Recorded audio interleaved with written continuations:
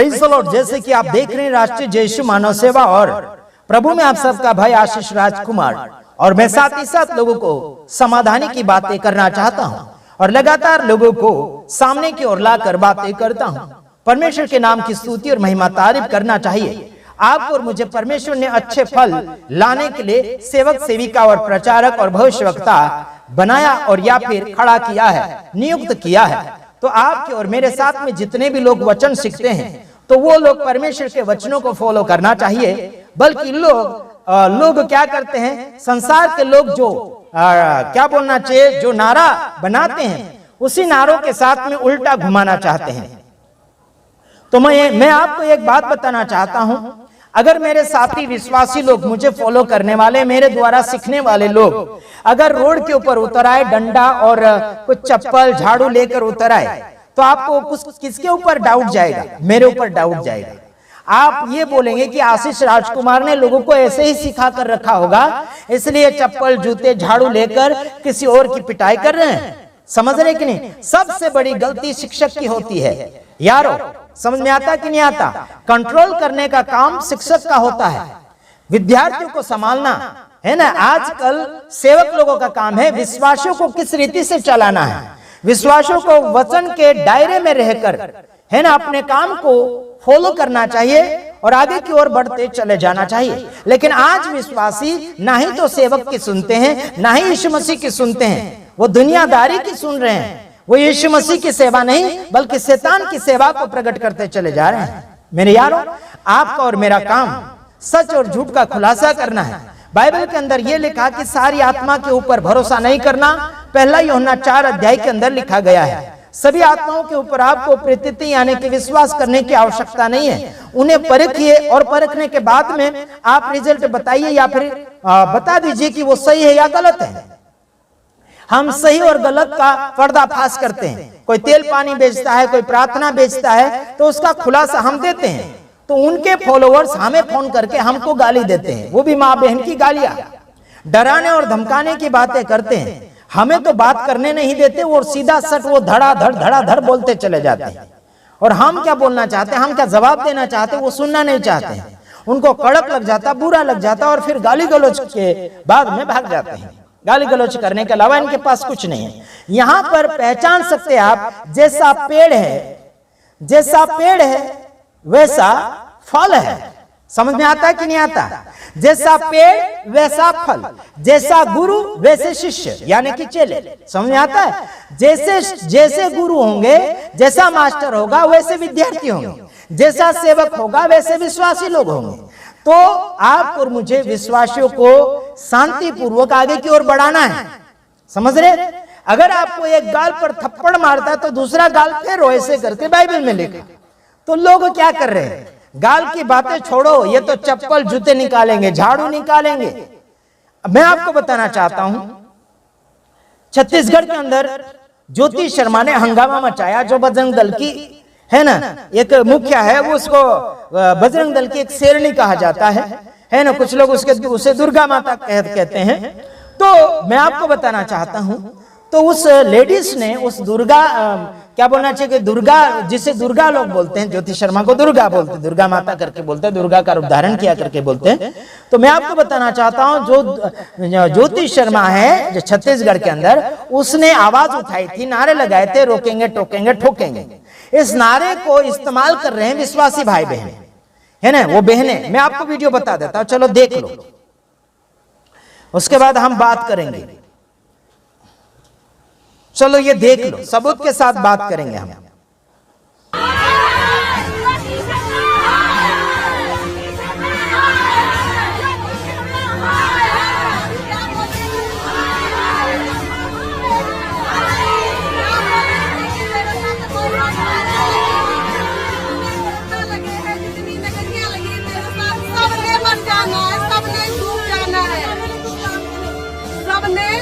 अपने अपनी औकात में आ जाना, मेरी प्रॉफिट की जुत्ती है, तुम समझ रहे? उसके अगर उसके बाद तुझको बता के रखेंगे।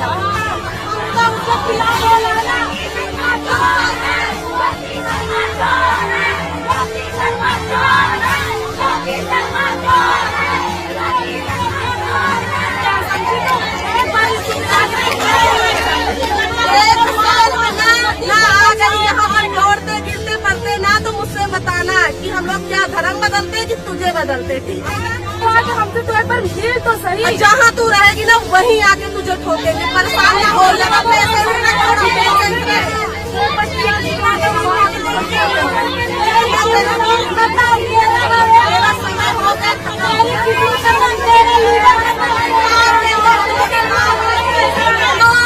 सब मेरी मिनिस्ट्री में तरसेंगे आने के लिए। ठीक है मेरा जो ज्योति शर्मा का नेता मंत्री MLA साथ दे रहे, कोई भी जीते नहीं, कोई भी जीतेगा नहीं। एक जाति को, एक क्रिश्चियन जाति को ना इन्होंने बदनाम करा है, इन्होंने ऊपर उछाला है कि ये यहाँ धर्म बदलते। किसी भी जात के ऊपर कोई उंगली नहीं उठा सकता, लेकिन इन्होंने करा ये। इनकी हाय ज्योति शर्मा।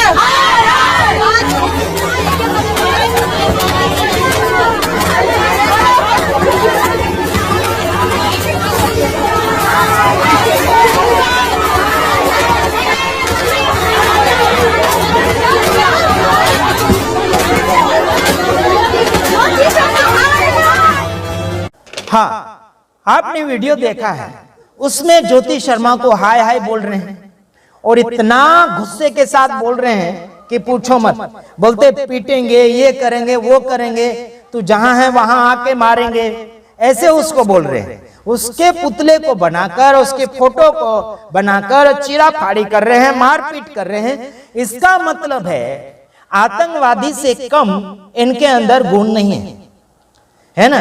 दुश्मन भी समझ लीजिए, अन्य जाति भी एक देखे तो क्षमा करते हैं, प्यार मोहब्बत करते हैं, है ना। लेकिन मसीह लोगों में बदले की भावना की बातें बहुत बढ़ती चली जा रही है। और ये किसके फॉलोवर्स है? पास्टर बजेंद्र सिंह के फॉलोवर है। उनका कहना कि पापा के विषय में ऐसा ऐसा बोला। इनका पापा बजेंद्र सिंह है, समझ रहे यारो, इनका पापा बजेंद्र सिंह है। घर के पापा का इज्जत करना तो इन्होंने छोड़ दिया, लेकिन ये चमत्कारी पापा का इज्जत के लिए ये रोड के ऊपर आ गए, वो भी सोशल मीडिया में फैल रहा है। मसीह समाज के अंदर ये एक ट्रेनिंग बढ़ रहा है मारने पीटने का।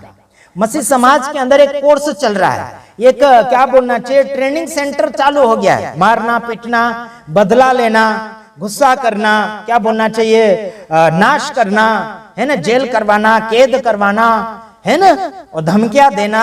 ये मसीह समाज का पिक्चर शुरू हो चुका है ना। बहुत से ऐसे पिक्चर दुनिया के चलते थे, लेकिन अभी मसीह लोगों के पिक्चर चालू हो गए, मारना पीटना, फाइटिंग।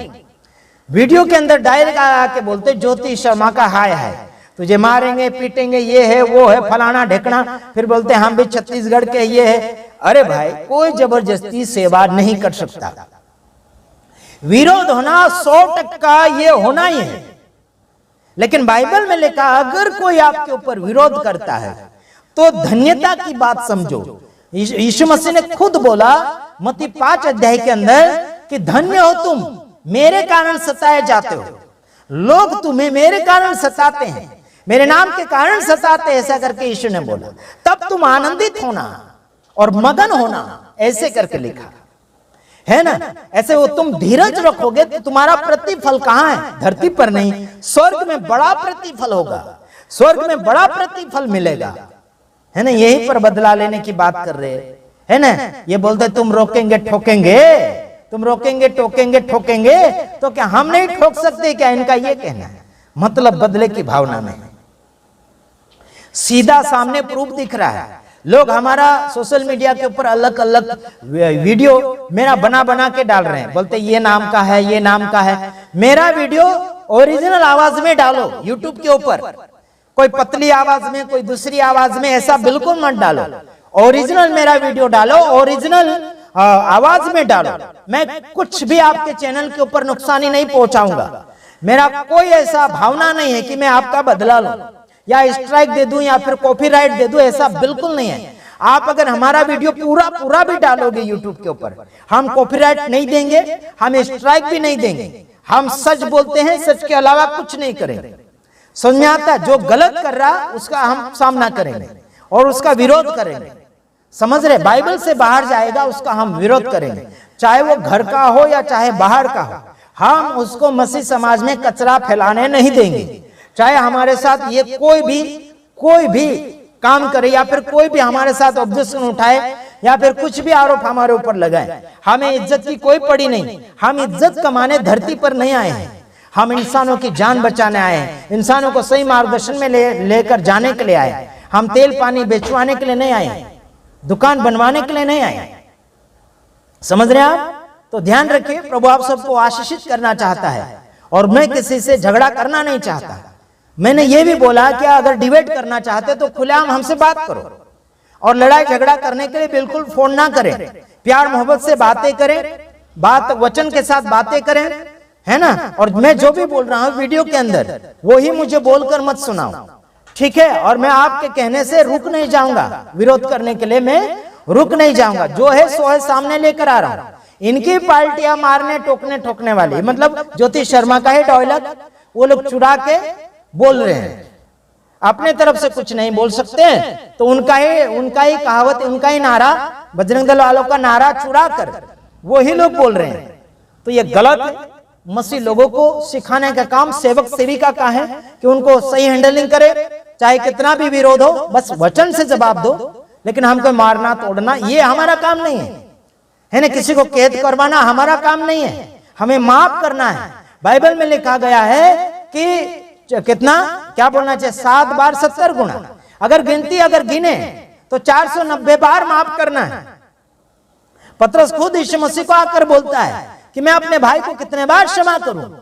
यीशु कहता है कि 7 बार 70 गुना। उसका अगर पूरा गणित लगाए तो 490 बार होता है। तो ध्यान रखिए, आगे की ओर बढ़िए। प्रभु आप सबको आशीष करें। आमीन।